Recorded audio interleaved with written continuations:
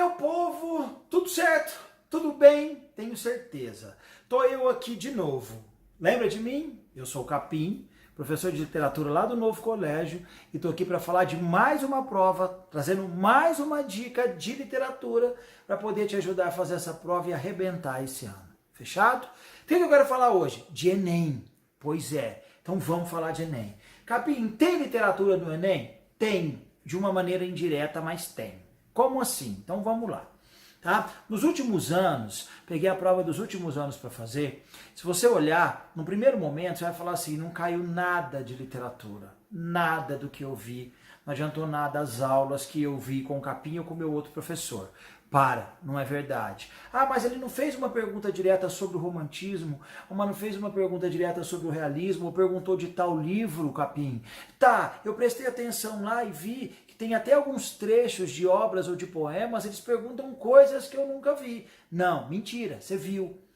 É a literatura, mas de uma maneira um pouco menos usual do que os outros vestibulares fazem. Por quê? Por exemplo, a FUVEST Unicamp te dá uma lista de livros e a partir dos livros ela vai perguntar características literárias. A Unesp, ela não tem lista de livros, mas ela acaba trazendo ali perguntas específicas sobre o romantismo, sobre o barroco, tudo mais. Ou seja, são provas mais conceituais. É isso. A gente tem que saber conceitos, tá? E características específicas, tá? De determinadas escolas literárias. É o que a gente chama de provas mais conteudistas. Você tem que saber o conteúdo específico da matéria. O Enem, por se tratar de uma prova que vai abranger todos os estudantes do país, ou quase todos, principalmente os de escolas públicas, eles usam o bom senso, não ficam pedindo ali teorias ou conteúdos específicos. Eles trabalham com aquela literatura de uma maneira mais generalizada, de uma maneira mais, deixa eu ver se eu encontro essa palavra, aqui ó, instintiva, que a gente aprende desde sempre. Como assim? Ele vai te dar um texto e vai falar assim, ó, qual é a função desse texto? Qual é o tipo da linguagem? Se ela é uma linguagem coloquial, se é uma linguagem mais trabalhada, ou, por exemplo, ele vai te perguntar, se o jeito que ele escreve, qual é o significado de um ou outro vocabulário, ou se eu posso substituir aquele tipo de texto ou levar ele para um outro tipo de público, percebe? Isso não deixa de ser literatura, não deixa de ser estudos literários, tá? Só que ao invés de ele perguntar uma característica de uma escola específica, ele vai falar de uma maneira geral sobre a questão da comunicação.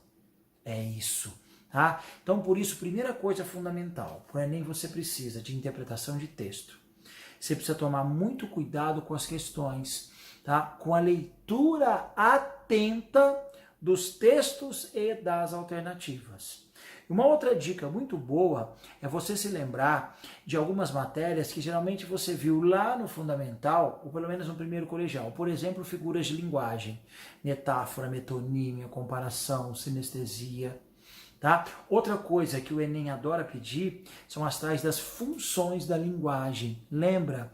Em que, dependendo de como você vai usar essa linguagem, esse processo de comunicação, ela vai ter uma função específica. Você não está lembrado disso? Então eu vou só te lembrar. A gente tem 6 elementos da comunicação: emissor, receptor, o canal, o código, o contexto, que a gente chama de referente, e a própria mensagem. É isso, são 6 elementos. Então, sempre que eu tenho uma intenção específica nesse processo de comunicação, a gente vai falar que a gente vai usar uma função específica dessa linguagem. Lembra? Função emotiva é aquela que é centrada no emissor. Função conativa ou apelativa no receptor.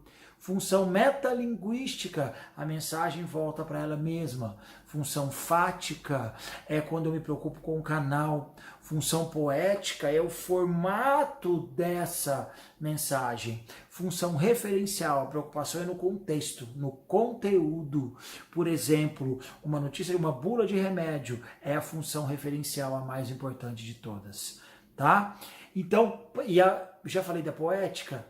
Poética, fática, emotiva, denotativa, conativa, referencial e poética. É isso, tá? E a metalinguística é quando ela volta para ela mesma. Por exemplo, um dicionário é a língua portuguesa te explicando a própria língua portuguesa. Tá? Então, dê uma olhadinha nas tais das funções da linguagem.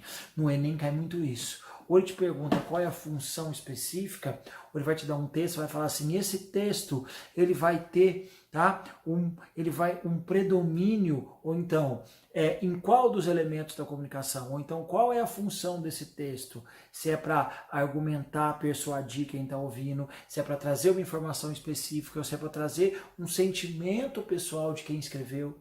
Então tomem cuidado justamente, tá, com esses conceitos que a gente viu, na verdade, lá no fundamental e no início do primeiro colegial. Tá? E de maneira geral, presta atenção assim, ó, qual a intenção desse texto? É te convencer? É vender um produto? Qual é a linguagem utilizada? Eu posso trocar uma palavra por outra? Então o Enem ele vai se preocupar mais com esse processo de comunicação. Muitas vezes ele vai fazer isso através de textos, inclusive literários. Tá bom? É uma prova que você tem que ficar muito atento com a leitura, tá? E não deixe se enganar e apavorar de eu nunca vi isso. Você viu, sim. Tá bom? É só tomar bastante cuidado. Beijo, ótima prova, fiquem bem, tá? E arrebentem em todas as provas que vocês vão prestar. Qualquer coisa, a gente está lá no Novo Colégio esperando vocês, porque vocês precisarem. Beijinho e até mais. Tchau, tchau.